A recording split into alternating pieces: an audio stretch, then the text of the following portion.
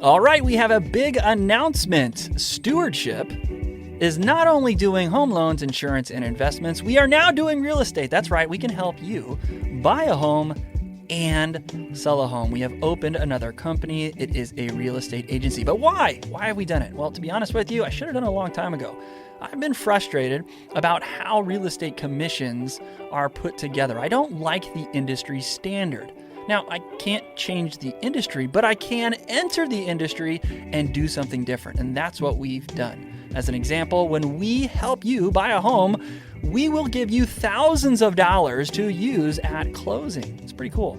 For more information on this, you can check it out at stewardship.pro/buy-a-home. Stewardship.pro/buy-a-home.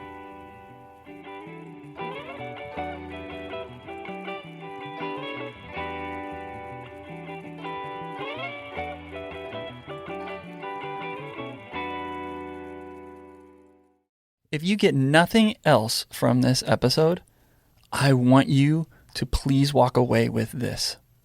Instead of being annoyed from a request to donate money, I want you to be honored. I want you to be thankful, and I want you to be grateful. Because no matter where you're at in your financial journey, it doesn't matter if you are really struggling with your finances or you have a lot of margin in your finances. Again, it's easy for us to be annoyed, but take a moment and thank God for the fact that you're even being asked. That means something. Yeah. At the very least, it means that they respect you or they think highly enough of you. Yeah. And it might say something about your character, that they think you might be even willing to do something like this.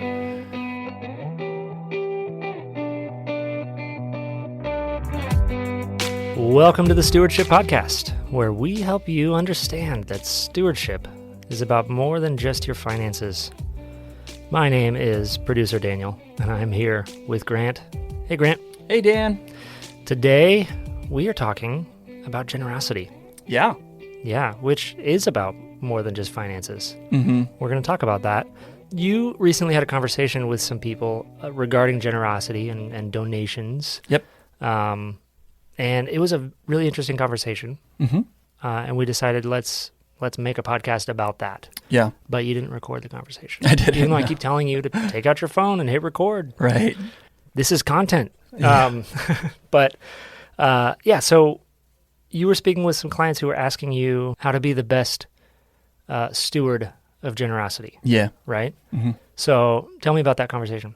Yeah. So, we're just hanging out at the coffee shop, having breakfast, doing an introduction. The coffee shop? The coffee shop in Agrotopia, yep. Yeah, that's a confusing name. It is. So non-specific. It is. But the Gilbert people, they know what I'm talking about. Oh, yeah.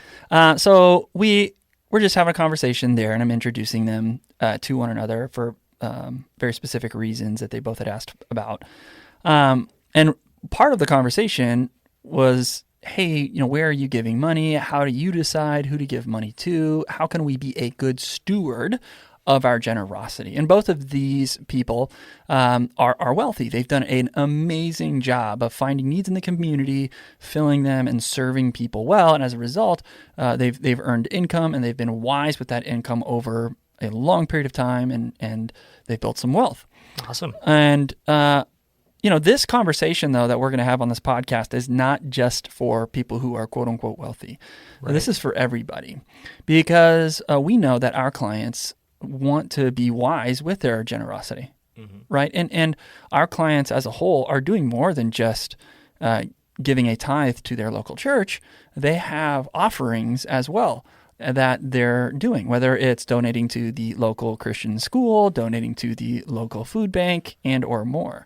Yeah, if you're listening to this podcast, you're probably a caring individual. Yeah. Someone who's intentional, Yeah. loving, thoughtful, and people like that love giving money. Yep. And there's a reality, too, that if you're listening to this podcast, there's a chance that you have friends or relatives or people that are working for particular philanthropic endeavors or entities. And these people are likely coming to you throughout the year asking for donations and funds. And this is something that happens to me as well. So what I wanted to do in this episode is just share with people some things that I do to help with those questions, but then also share some of what the conversation was with these two men that was at the coffee shop, and maybe reveal to some people some action steps, but also some things to consider as they think through being a good steward of that generosity. But really, before we get into any of that, I just want to hit a mindset. All right. It's easy to get frustrated and annoyed with people when they're asking for donations. Yeah. It can be an awkward conversation. It can be. And for most people who are asking for those donations, it's awkward for them as well. Yeah. So really, more than anything else, I have this really big challenge. If this is the only thing that you walk away from after listening to this podcast, please hear this. Instead of being annoyed from a request to donate money, I want you to be honored. I want you to be thankful, and I want you to be grateful. Because no matter where you're at in your financial journey, it doesn't matter if you are really struggling with your finances or you have a lot of margin in your finances. Again, it's easy for us to be annoyed. But take a moment and thank God for the fact that you're even being asked. That means something. Yeah. At the very least, it means that they respect you or they think highly enough of you. Yeah. And it might say something about your character, that they think you might be even willing to do something like this. So you can thank God for that at the very least. And if you do have any margin, even if it seems small margin to you, it's some margin. And if you have any opportunity to give, whether that's $5 or $500,000, that is a big, big honor to be able to bless another endeavor with any portion of your finances. So please consider it an honor. And I think if we did that better as a society, especially for those of us who are intentionally on a wealth building journey, if we considered requests to donate, requests to attend certain events, when especially towards the end of the year, when these churches or schools or food banks or whatever are doing these events, consider it an honor. Go with a smile. Go with a prayerful heart. Thank God for it. Be grateful. And that will change a lot about how you feel when you're being approached for these things. Yeah, and when I see nonprofits or entities that are looking for donations, sometimes just based on the way I am, I want to give to as many things as I can because it seems right and it seems good. Yep. Like, yeah, you're making the world better. I want to help that if I can. Yeah. And sometimes I might be tempted to like overextend or to spread myself too thin and like I can give $5 to 25 charities instead of, making a significant impact at a few charities. Yeah. And so that's also part of the heart behind this episode is how can we choose wisely so that the money we can give, no matter how much it is making the biggest impact. And we've talked about before how people on this journey, this wealth building journey, can organize their finances in a way that like you have a giving account. That if there's not money there, then it's easy to say, well, I can't do that right now, but I can keep praying with you or keep me on your list, ask again soon. Or if there is money there, it's very easy to say yes. And so we're going to help people understand how to make the decision so that for me, so I'm not like, I want to give to everything I can. Yeah. Because then, my $1 at 10 places isn't helping as much as, giving a significant amount. Because, I'm not in the giving away $50,000 stage. Yeah. Well, just giving anything is great, right? But if we do it with some intention and some wisdom, we can be a good steward of that giving, be the best steward we possibly can be, and it can make the biggest impact. And that's really what that conversation was like with these two men. And, before we jump into our typical, break of sharing our 1-minute money tip, I'll give just a piece of advice, something that I do because you had mentioned it. Mm-hmm. But here at Stewardship, what we do for each one of our companies, we have a donation, account, quote unquote. Mm-hmm. And every month, whenever we have our income, we put a portion of that income into these donation accounts. And when people come to us and ask for funds, again, I see that as a huge honor. Mm-hmm. If I'm already tied to these folks and know about them and have seen them and experienced them and I believe in what they're doing and we do want to donate to them, we look in the account. If there's funds there, we do what we can. Mm-hmm. But if these requests come in and there's nothing in the account, then we say no. And I invite people along in that journey. So like something that recently happened, it might have been this week or it might have been the end of last week. I can't remember. But I got a request from somebody and I had to say no because there wasn't any money in that account because we had recently just sponsored a whole bunch of like golf tournaments and that just drained the funds that were in that account. So we have to wait until funds continue to build over the period of a couple of months. So it wasn't the conversation that I wanted to have, but it made that conversation a whole lot easier to have. Yeah. And just allocating funds ahead of time, preparing for the conversations that I know will come, has helped me be a better steward of generosity in that way. Yeah. And then it's not an emotional or personal decision. No. Yeah. And the cool part was when I shared this with somebody, he too is a business owner. Mm-hmm. So it was an opportunity for him to experience like, oh, that's a good way to do it. Maybe I could do the same type thing.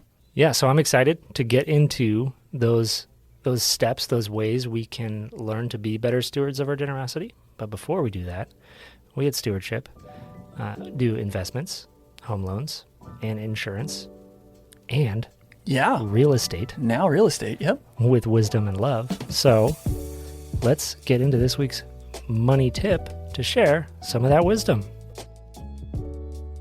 Hey, what do you guys all do at Stewardship? Well, our tagline is this: we do home loans, insurance, and investments with wisdom and love. Home loans, we help you get a loan so that you can buy a house. We also help people refinance their existing home loans to a better rate, or they can get cash out to pay off debt, put in a pool, and more.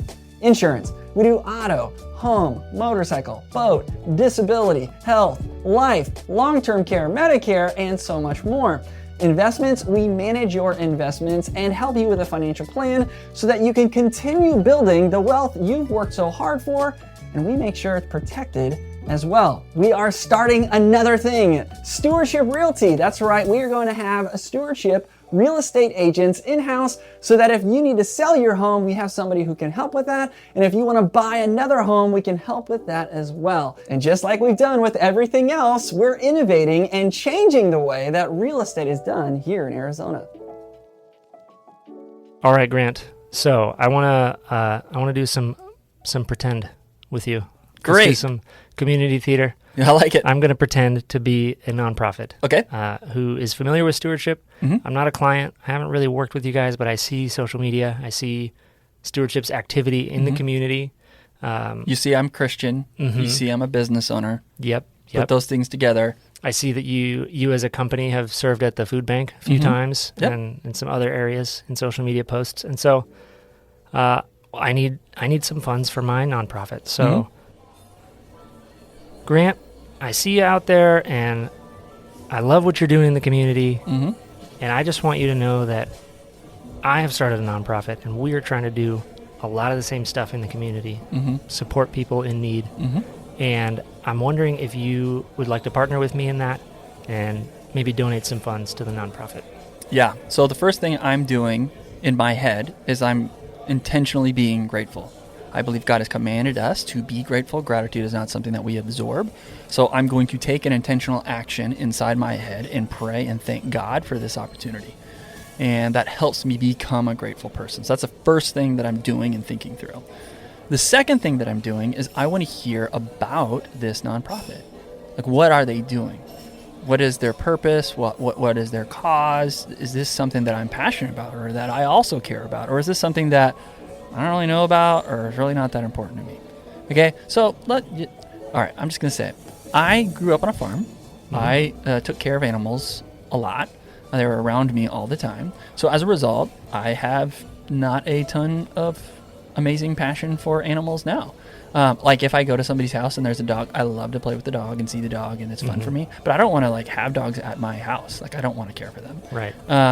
So like if this nonprofit is about, saving stray cats from Central Phoenix and finding homes for them, although that is cool, it's not necessarily something that I'm super passionate about as it pertains to animals.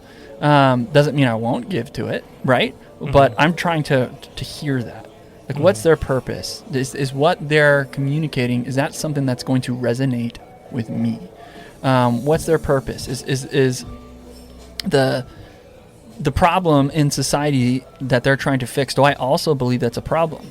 And do I like the way that they're trying to fix it? So in this conversation, that's what I'm doing. One, taking an intentional action step of gratitude. Yeah. And two, I'm trying to discover, is this something they're passionate about? Do I believe in it? Will supporting this cause help enact the change that I want to see in the world? And, or is this donation going to continue to make the changes in the world that I want to see, right? Yeah. Those are things that I think you need to do first and consider. Do you connect with this? Yeah, that's great. And I've been in conversations with you, or I've heard conversations with you where not only are you going to pray and thank God for that opportunity, but I've also heard you thank people verbally in the conversation. Thank you so much for thinking of us when you considered, generous people. Yeah. I think that disarms this conversation. There is going to be some tension. It's awkward to ask for money sometimes. And especially if they've asked for money before and the person they asked, it's awkward feeling, right?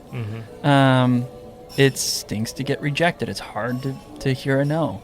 And they likely do hear no often. So there's just this tension there, and I think one of the good ways to disarm that is to continue with actions of gratitude and go beyond the prayer, but also tell them thanks. Yeah, that's a big deal. So I didn't actually come up with one, so we're going to end the role play there because I don't have an idea for a nonprofit at the moment. Okay. But the next thing you want to do in giving, this is more connected with what you were talking about with the guys in the coffee shop, right? Yeah. So let's get into that second step, the second thing to consider when stewarding generosity. Yes.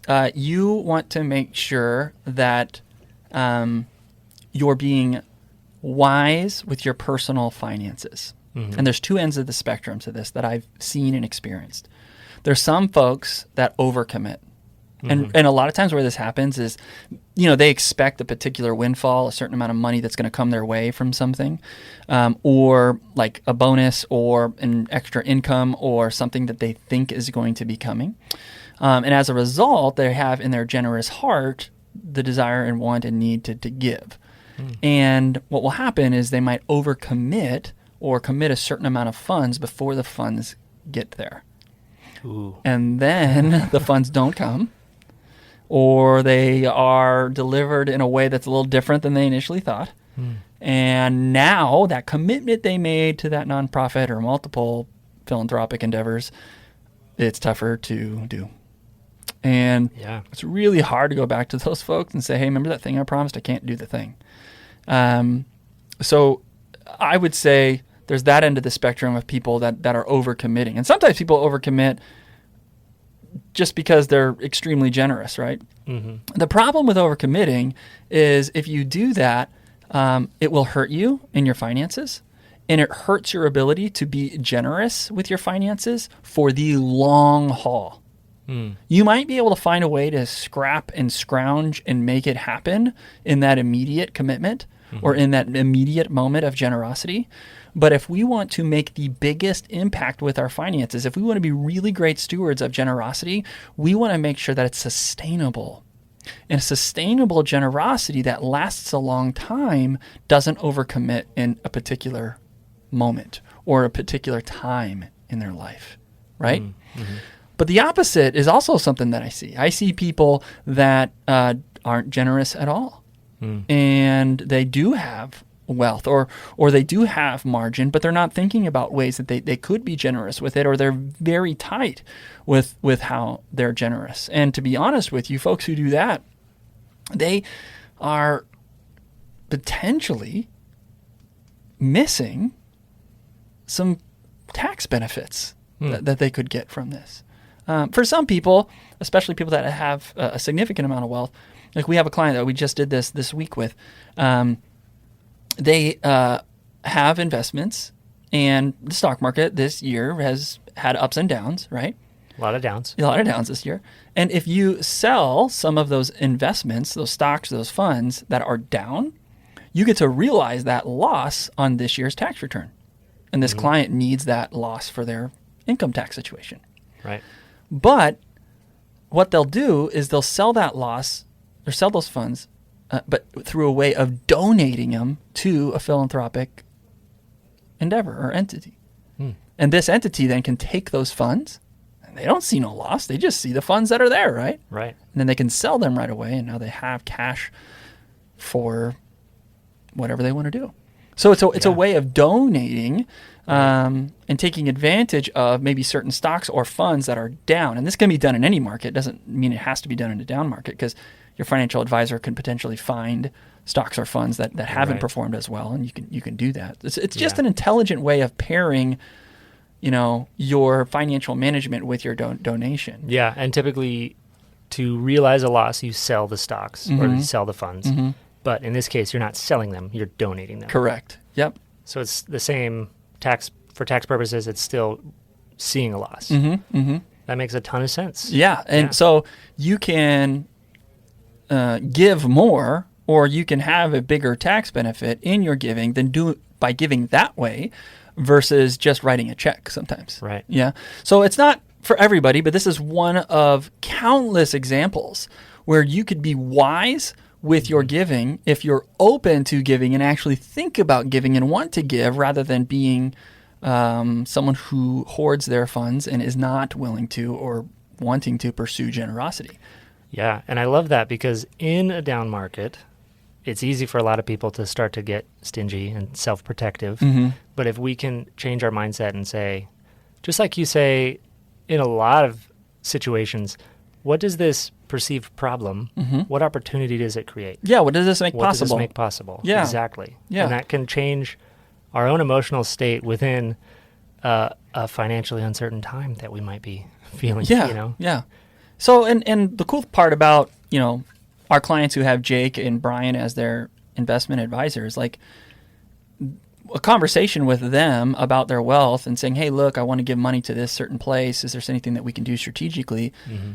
We have all the resources available to be able to answer that question with wisdom and love, right? Yeah. To one, say, yes, you can give, or we're not the type of people who are going to say yes or no, like it's your money, you can do what you want, right? Yeah. But we are going to give advice to say, yes, if you gave this is what it would do to your overall picture. It would put you in this, bracket, or it'd put you in this situation, which is inside, or maybe it's outside the recommended limits that we have, and you can then take that information to then say, yeah, I do want to move forward, or no, I don't.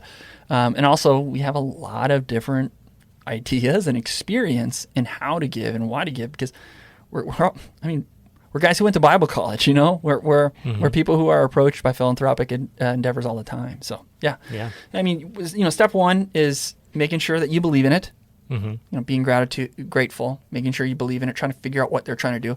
But step two is being a good steward of the finances. Don't overcommit, but don't be stingy either. Yeah. Have a heart of generosity, but make sure that what you're doing with your giving, with that heart, is going to be last long.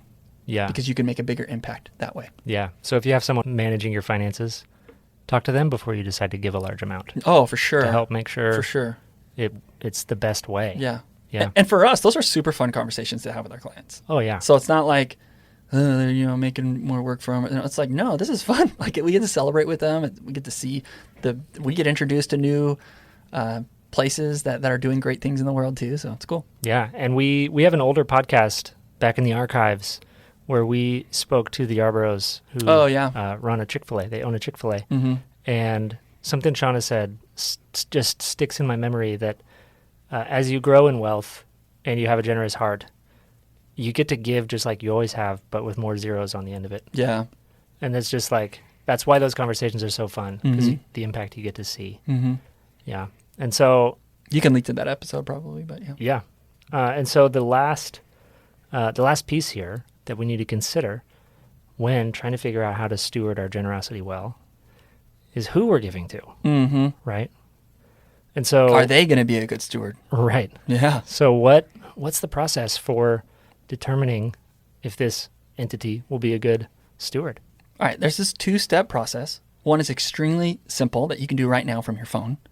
The other one takes a little bit of commitment, a little bit of energy and effort from you, but I have a cool story to share about how it's made an impact on me and my family.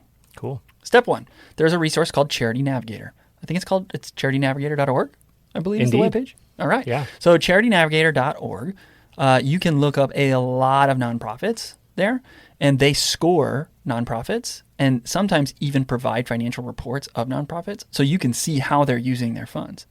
So you can get into the weeds and the details if you are that type of person, or you can just get simplified summaries from Charity Navigator and based on their scoring system. And that can give you an idea of the type of steward that nonprofit is.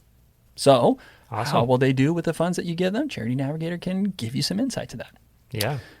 However, I think that the next step that I'm going to give you is more impactful than that.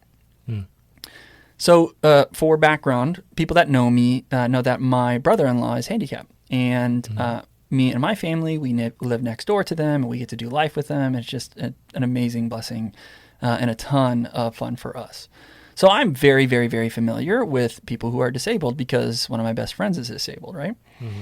And I have a heart for people who are disabled. My mom taught special ed. My wife taught special ed before we got married. Like, this is just a thing that's in our lives. But even with all of that, it wasn't enough for me to figure out if a particular entity that helps disabled folks was worthy of the funds that I was giving. So there's an organization called Johnny and Friends. And specifically, there's one here in Arizona, their Arizona branch, Johnny and Friends, Arizona. I have even met Johnny Erickson Tata. I have heard her speak at the Johnny and Friends events. I've gone to their annual dinners for giving money. And, I understood the things that they're doing, and I had a heart for disabled people, and it was fine. But something changed this past summer. My family, so me and my wife and my 3 kids, we decided to serve at a Johnny and Friends camp.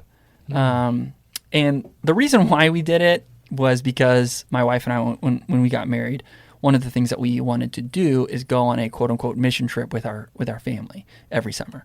Cool. In the past, the mission trips for us have been like serving at youth group camp, and we have gone abroad and gone to Mexico and done some different things.